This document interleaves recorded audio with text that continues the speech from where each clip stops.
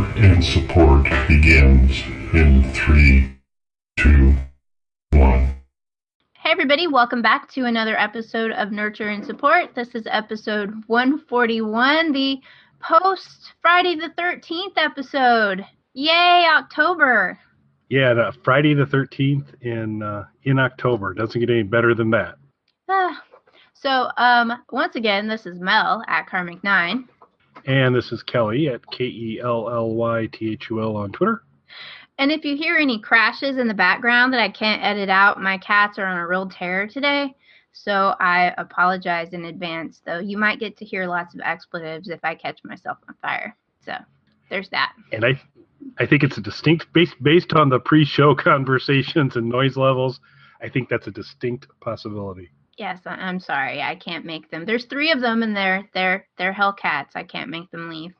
So it's perfect for an October post-Friday the 13th show that my cats might kill me on live recording. Anyway, on that uplifting note, I'm going to jump right into my scary October recommendation today. I kind of have a twofer going on this episode. I'm not going to tell you a whole lot about each one of my recommendations, but I'm going to squeeze 2 different things in there. So I've talked before about Audible books from audible.com. Yes, they are owned by the evil Amazon empire, but I've been a loyal customer since way before Amazon bought them. So Audible's a good company. In case you're not familiar with them, they offer downloadable audiobooks that you can form a subscription plan, and they will automatically charge your credit card and give you credits to use every month. And then you can use them on any book that they have. And audiobooks in particular can be far more expensive than the read with your eyeballs books. So it works out to be a pretty good deal if you like audiobooks. So what I'm going to talk about today are 2 different franchises that Audible has done an Audible original cast recording of, and it's really pretty cool. These are not typical audiobooks with just one narrator. They have gone in and made an actual cast radio drama type recording of these shows. It's something that Audible seems to be doing more and more lately, and I'm fully on board with it. I like it. So the first one I'm going to talk about, if you know me at all, is one of my favorite franchises out there, Aliens, because I love aliens. I have a dog named after Ripley, so there you go. This first one is actually called Alien River of Pain, and it's the 3rd book in a canon of alien books. I haven't read a whole lot of the alien books, so I'm not sure where it all fits in there. There's a lot of comics, too, that have gotten really popular, and I haven't read all of those. But there are 3 books out. Audible did an original recording of the 1st book, and for some reason they skipped the 2nd book and went to the 3rd book. But I'm going to tell you why. I'm going to tell you particularly about the 3rd book, is because it's sort of a prequel to the movie Aliens. It takes place between Alien and Aliens on LV-426, aka Hadley's Hope, aka they renamed it in this story Archeron, which is also River of Pain. So who do we know that's on Hadley's Hope from the Aliens movie? The wrecked spaceship, right? Yes, and our favorite little child character, Newt. Oh, yes. Who says they only come at night, mostly. So anyway, because this takes place before Aliens, it's like directly right before Aliens, and it overlaps with some of the special edition Aliens footage of Ripley having her meetings after she's found and trying to get her to come to Hadley's Hope. It deals a little bit more of that, but also feeds into some of those special edition extra scenes that were added into Aliens. So if you're not old enough to have ever seen the original Aliens theatrical movie, you've probably only ever seen the special edition with the added scenes in it. So you don't know what I'm talking about, but that's okay. so they cut those scenes in there. Those are happening concurrently as they're telling the story on Hadley's Hope, or LV-426, of how Newt is born. It all deals with her family life. Something I wasn't really previously aware of, which I guess was dealt with in some of the comics, is there were some Marines stationed at LV-426 before the Aliens movie. And so we all know what happens if you've seen, spoiler here, if you've seen Aliens, you know that the aliens take over Hadley's Hope and kill everybody but Newt. And then Ripley and the other Marines show up and, try to stay alive long enough to get off the planet. So game over, man. Game over. Game over. Yes, Aliens is one of the most quotable movies ever, and I love it so much. So I really, really, really enjoyed this dramatization of this particular book. The book itself was written by Christopher Golden, and it was adapted by Dirk Maggs for Audible. He did Neverwhere and Hitchhiker's Guide for BBC, the dramatization of that for those. He's done a bunch of this stuff for Audible. He's also done the next one I'm going to talk about as well. What was cool about Alien River of Pain is they had a really, really good cast. And the lady that does Ripley, she is a spot on Ripley. You have to look up to make sure that it's not Sigourney Weaver doing this voice, and it's not Sigourney Weaver. It's a voice actor named Laurel Lefkow. She played the voice of Ripley in the first Alien one, Out of Shadows, as well. That one was good as well if you want to check it out, but isn't dealing with familiar territory like this one is. Also, one of the other actors that you would probably know from it played the captain of the Marines, Colin Salmon, and he was in Resident Evil. He was in Alien vs. Predator. He was not in the Aliens movie, but he's great, and I love him and everything he does. And so when I heard his voice, I was very happy. And who could forget Lieutenant Gorman, the lieutenant of the Marines that Ripley comes to LV-426 with, who is totally incompetent. He is played by William Hope, who reprises his role as Lieutenant Gorman in this audiobook. So it's really fun. It is very psychologically suspenseful. There's a lot of action, a lot of the familiar sound effects, if you're a fan of the Aliens movies, and particularly Aliens, and the games. They took a lot of the sound effects out of one of the Alien games, I believe. So it's a lot of fun. And given that it's October, it's scary and suspenseful, even though you really kind of know how things are going to end. You get the added bonus of there being some evil scientists that have been on the colony working for Weyland-Yutani, the evil corporation of the Aliens universe. And it's a lot of fun. So I really recommend it. It was really worth the credit that I spent on it. And it's only about 5 hours. And it was really enjoyable. I enjoyed it a lot. Excuse me. So I recommend, if you like Aliens and you'd like to know a little bit more about what happened on LV-426 before Ripley showed up, take a listen, because it was really a lot of fun, a lot of action, a lot of crazy aliens and facehuggers. So it was cool. So my second part of this recommendation is another Audible original drama of another franchise that, if you know me, you know I love. It's X-Files. So, comments, Kelly? No, good. So No. I wouldn't have. X-Files was. I knew you were a fan. That's a surprise. Aliens, not so much a surprise. Yes. From there, and I'm just crossing my fingers that somehow Vince Gilligan's involved. But no, not to my knowledge. There was no Vince Gilligan involvement that I know of. But Audible has actually adapted 2 X-Files, quote unquote, audiobooks that are based on the comics. And the first one is called X-Files Cold Cases, and then the second one is called X-Files Stolen Lives. Great part of this is that a whole lot of the original cast is doing the voice acting.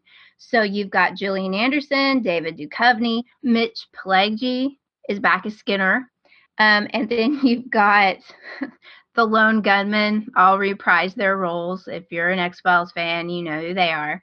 And, of course, fan favorite, the cigarette smoking man, William B. Davis, is in both Cold Cases and Stolen Lives. So what these are episodes of the comics that they have dramatized and put into 2 editions of an audio drama. And they're really, really very good. Cold Cases starts off a little slow, but really picks up towards the end, and it continues the main storyline with the aliens and the black oil. And you find out a little bit more about what's going on there, and you have a return of fan favorite character Alex Krycek. I don't know if you were a fan of Alex Krycek, Kelly, but I was a big fan of Alex Krycek. You're going to have to go that one alone. Okay. Okay. I loved Alex Krycek. He was great. I loved it when he was in episodes. But one of the scarier TV episodes, the Fluke Man episode, they have a continuation, so there's more Fluke Man in here. So it's really pretty cool. I enjoyed Stolen Lives a little bit more than Cold Cases. Like I said, Cold Cases started off a little bit slow, but really picked up towards the end. And then Stolen Lives was a little bit more of the creature feature type stories, but it did in the end continue along a little bit more in the main storyline to give you a little bit more of that. So it's really, really a lot of fun. I enjoyed it. Well worth the listen. Both of the X-Files ones come in at about 4 hours apiece, so they're good fun. I do recommend, though, that you listen to them in order. So check out Cold Cases before you listen to Stolen Lives, because you really kind of need some of the background from Cold Cases to understand some of the stuff that's going on in Stolen Lives. But those are 2 franchises that are very popular that Audible has continued in a radio drama type style that I think people would enjoy. So I thought I would share them, given that they're all kind of scary.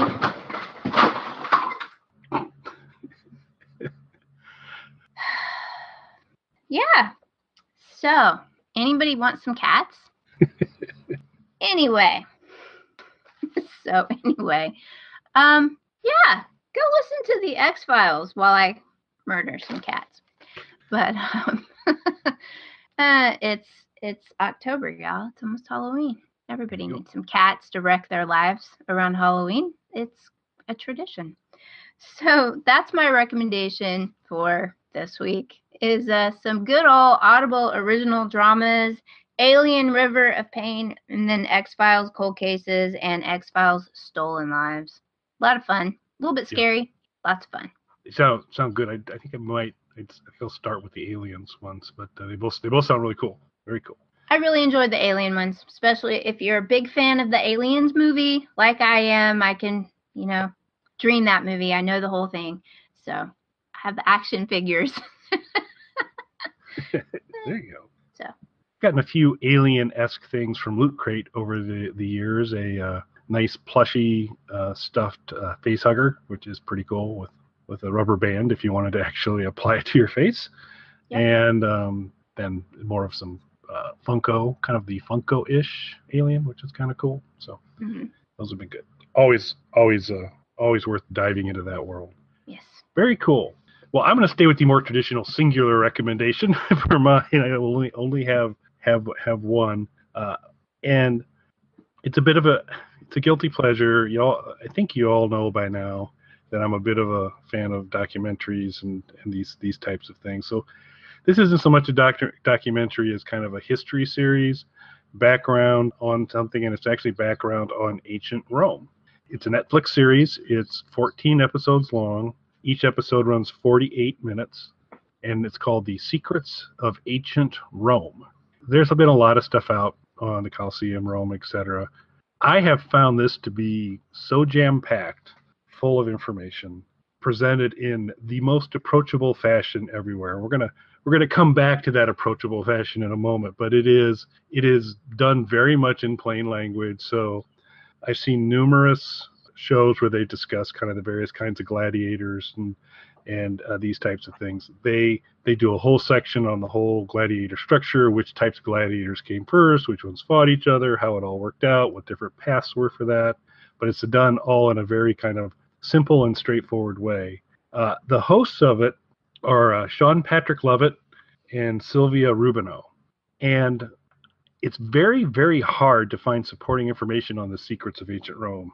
Beyond the Netflix entry, if you go into Google, you can find, yes, it's on Netflix, and there's 14 episodes, and that's about it. You can't find anything on Sean Patrick. You can't find really much, although Silvia Rubino does have an IMDb page. It's pretty sparse. I think, based on some of my research for this show, I'm fairly certain that Sean Patrick Lovett is actually also the English language director of Vatican Radio. So I think, based on what I've been able to tell, and watching some videos of him and then kind of going back to it, I think they're the same person. I'll be really embarrassed if they're not, but I think they're the same person. But there's not really a whole lot of supporting information to tell you the backstory. They interact. He's the professor, and she's kind of the ditzy companion along with it, very free-spirited, certainly a little bit of an Italian accent to her. She's fun. It gets pretty silly every once in a while in terms of some of their interplay. They go to segments that are called The Impossible Interview, where they go back and they're interviewing different gladiators or historical figures, and it's like they've got he's got a headset and they're in split screen and the other person's talking to them and answering in Latin and it's being translated. There's a translator speaking, and I don't know of this spaghetti of which you speak of. Tell me more, and these types of things. And so there's a lot of hokiness to some of it, and the little graphical interludes that they have as they kind of have fun facts and all of those feel a little clip arty. They're not really highly evolved, so it's not a highly polished thing, but it's really kind of well done. It is quirky as all get out in terms of, in one of these interviews, he's having the interview kind of having sort of a toga on and recognizes it while he's having the interview, and you can kind of tell, ooh, that's wrong.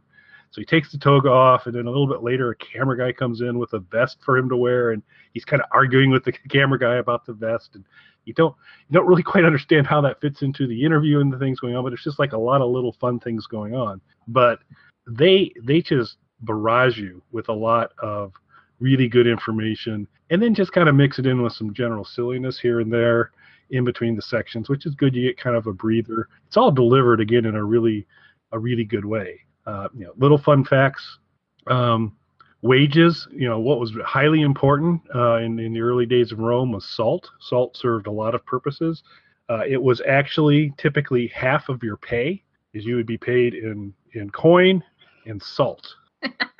And salare, which I believe is the Italian word for salt, is the root for the word salary. Or when you talk about somebody being worth their salt, this is kind of where some of this stuff comes from. So it's just all kinds of fun little tidbits like that they kind of go forward with. They have an episode around the eating habits and what were common recipes and the kind of approaches there, the types of bread the different classes ate. So they've done things on, they had one on the aqueducts and kind of covered a lot of the process around how they were made, what were some of the considerations on it, what some of the issues that came up later with them. And so it is really loaded with a lot of in-depth material. There is silliness. You'll have to kind of occasionally wait through as they kind of cover the theater, and they're kind of explaining how the theater worked and how theaters were set up. Silvia is really over the topping it about, I want to be an actor, and just these kinds of silly things on the stage. But it's kind of endearing, and it doesn't distract much from the rest of the story. They have a nice interplay between the two of them. So there's humor, there's a lot of information, it's fun. As I mentioned, they run 48 minutes. You get so much out of it. It feels, and I don't mean this in a bad way, but it feels longer. I mean, in terms of when you kind of say, wow, I got all this information. I was making the assumption, because I never really looked, I said, oh, these must run like an hour and 15 or an hour 20. And they were all 48 minutes long. So they cover a lot of ground. So again, it's not a kind of painful, when's this thing going to be over, but it's just a lot of stuff is covered, and it's just, here's another section, here's another section. The interviews are kind of interesting and fun. They come into other little fun facts. They are filming on location quite a bit, obviously, and so you get all the information about bathhouses and public restrooms and how that worked and all of those fun things, and the fact that the original Most houses in Rome did not have restrooms in the house. You needed to go use the public restrooms for that, but they weren't free. You had to pay.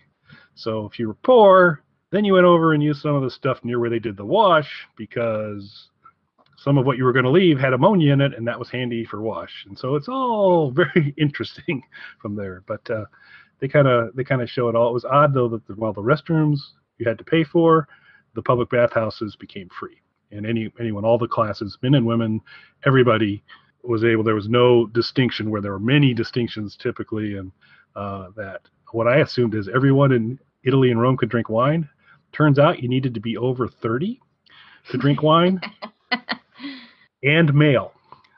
So these were some of, in the early days, these were some of the rules that they had. Jerks. So yeah, not supportive of that position by any stretch, but it's just fascinating. So it's a fun little history thing. I've always been kind of fascinated by that time, and they cover a lot of territory on any particular topic they cover. They go into pretty good depth. It's a fun deal. It's 14 episodes. It's kind of a cool thing. You'll get the sense right on the first one, the tone that will kind of carry through very consistently through the rest of it. So you can decide to what your silliness tolerance level is, because there's gonna be some of that, but it's all done in good fun, and these are obviously knowledgeable. It's the only minor frustration I have with it is he introduces every show in Latin, and the credits are in Latin as well in terms of the categories of, so cast, which I assume is con, C-O-N, in Latin. Mm-hmm. Their names are listed under con, but they give you no break. It's all they have. You get a pretty good dose of Latin in it. So, but it's fun. So it's called The Secrets of Ancient Rome. It is on Netflix, and highly recommend giving it a look if you want to kind of learn a little more about Rome and be entertained. Is it a Netflix original, or is it from someplace else? Do you remember? It seems to be BBC related, okay, potentially, although I haven't really seen the typical kind of BBC flagging of it. I think it was somehow circulated in Britain first. And because there were, as I kind of desperately continued to search for more and more information around any other background I could get on this for us to talk about it, I just saw a lot of questions about, hey, is this ever going to come to American Netflix? So I think it was on England's Netflix for some time, and it finally has made its way here. It's credited to be filmed in 2015, so it's really not that old.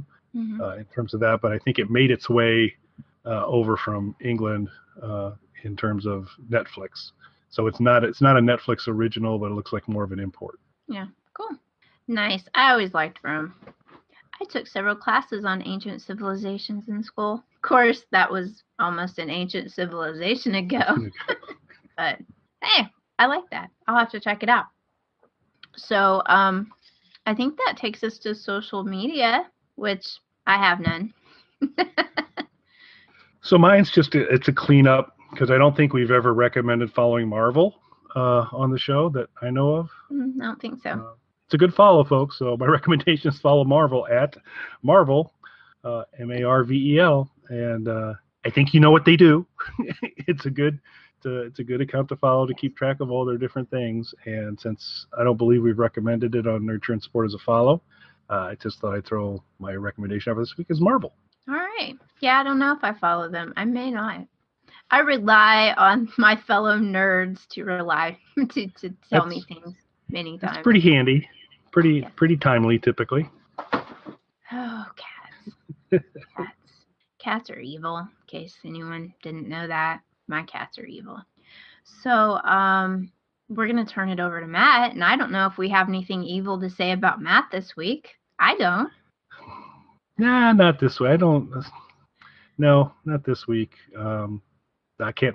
I'm trying to kind of come up with something, and I'm drawing a blank this week. So we'll just. Why don't you hand it, since I usually hand it over to Matt and it doesn't go well? Why don't we give those duties to you for today?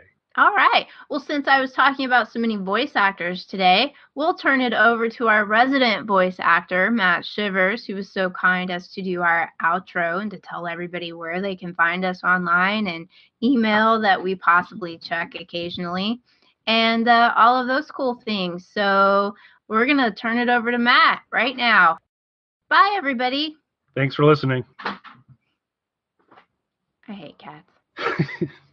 You can contact us on our website, nurtureandsupport.net, or email us at nurtandsupp@gmail.com. That's NURTANDSUPP@gmail.com. Or tweet us at nurtandsupp on Twitter.